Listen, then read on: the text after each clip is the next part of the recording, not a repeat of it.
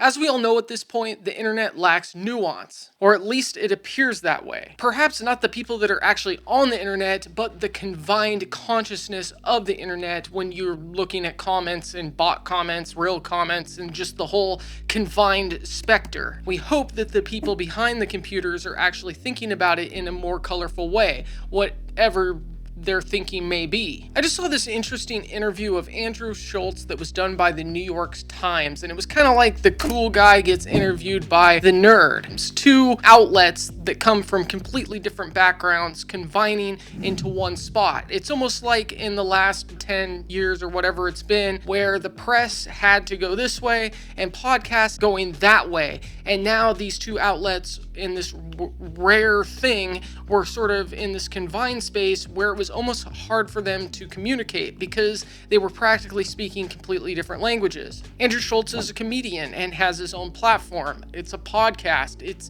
not considered legacy media. It's not necessarily journalism, although sometimes it plays the role of what at least journalism used to play. In the conversation, he talks about how he asks the questions of the guests of the things that he finds important, and it doesn't necessarily represent everybody that's watching. On the other hand, the person that was interviewing him, I don't even remember his name, and obviously most of those questions were either given to him or things that he felt that he was supposed to be asking. Yeah. It's funny. I have this long list of questions that I have sort of structured in such a way as to try and get to the sort of more provocative material in a incremental way. But I feel like we could just get into things with you and I wouldn't have to do that kind of work. You don't have to do whatever. Also, I love when you're self-reflective in your interviews. You ruminating on what you're feeling in the moment is good. But let's take the example of your interview with Donald Trump. I know that you're not a journalist. Correct.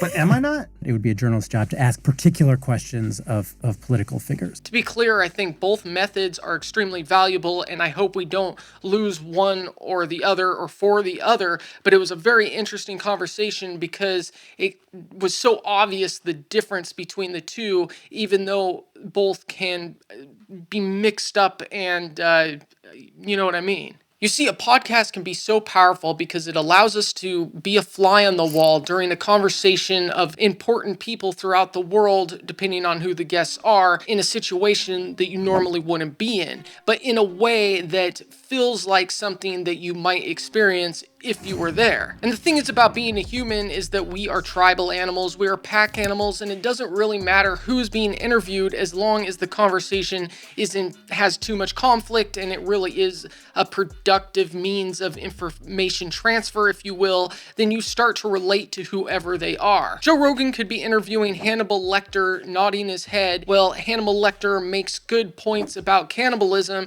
and you might start to relate, oh, this guy isn't so bad. I mean, he eats humans, but he cares about his family. He eats humans, but he doesn't eat puppies. Because the human mind psyche is such of the fact that you want to get along with the tribe unless you're a psychopath. And I think it brings out the best in most people, both as the guests and as the people that are listening, because you get perspectives that you normally wouldn't. You get into the brains of very powerful people, and those powerful people get to break down walls and actually have a normal conversation with people that they normally wouldn't. On the other side, you got journalism, and again, there's a place for that as well. Certainly not as authentic, and from my point of view, not as entertaining, but it is needed because they have pinpointed questions about very important subjects to very important people. So when they're interviewing somebody that's running for mayor or becoming president, and the decisions that person is going to make is going to affect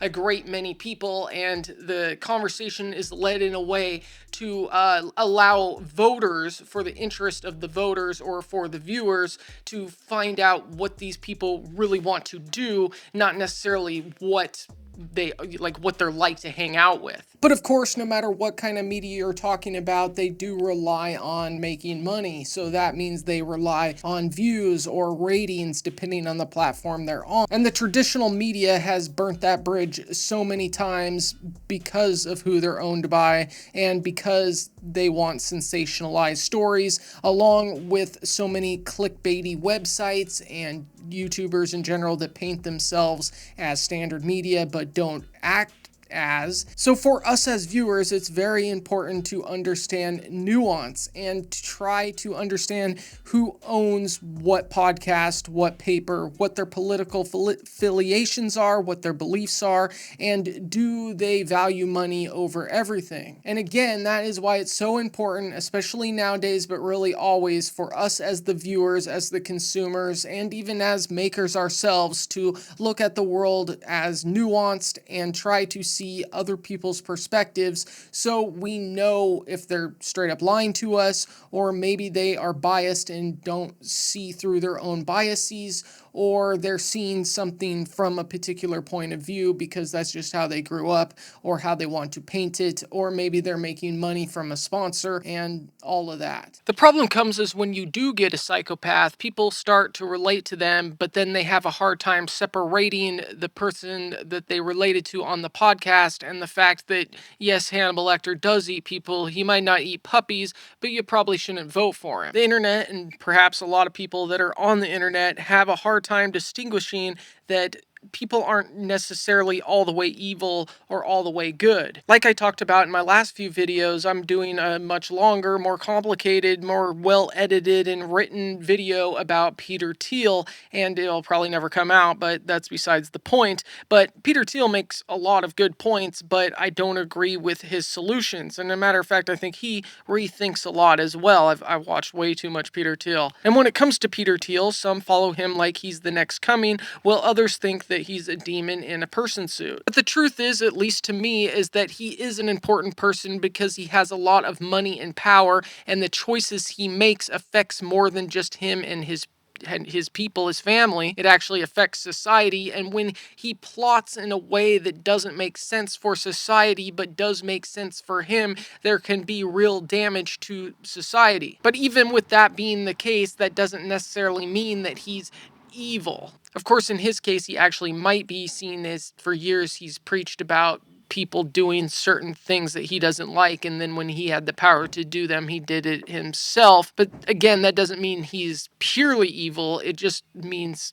I don't know what it means. And when it comes to people thinking somebody's either really, really evil or really, really good, I don't think there's any better example on the internet, particularly when it comes to people that doesn't necessarily mean that much to humanity, than MrBeast. And in his case in particular, it can be the same people thinking different things at different times. He's a capitalist, he's completely evil, but he makes wells in Africa. Yeah, that's just to keep his image good and a good tax write-off. Taking advantage of culture for money, going into Mexican Mayan pyramids and stuff. I guess they don't call him a beast for nothing. Well, I could talk endless shit in both directions about him. I could suck him off for how much of a good businessman he is, or I could throw him under the bus for trying to screw over creators with his last shenanigan, being friends with PDF guy, and like at this point, a million other controversies. Personally, when I think about MrBeast, I think that he was the right guy at the right time, doing the right thing that made him explode. I think we're in an age of having to think for ourselves. We can't take things at face value any longer. And with so much content and more content coming,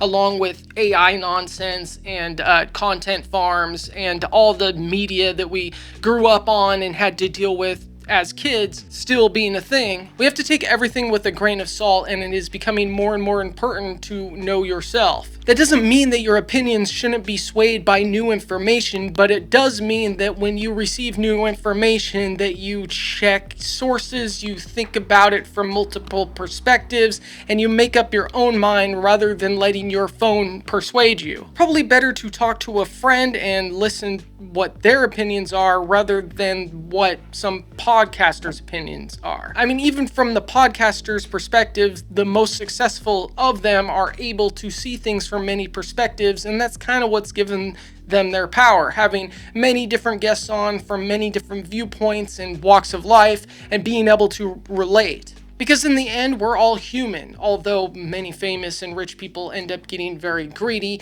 I don't believe it's all of them. And even the most greedy of them may have done some good even after the greed. But I could argue with myself in circles until the cows come home. I just wanted to make this little video to remind people everything is nuanced. Think for yourself, like, subscribe, and I'll either see you in the next video or I'll see you in the next live. But hopefully in the next video.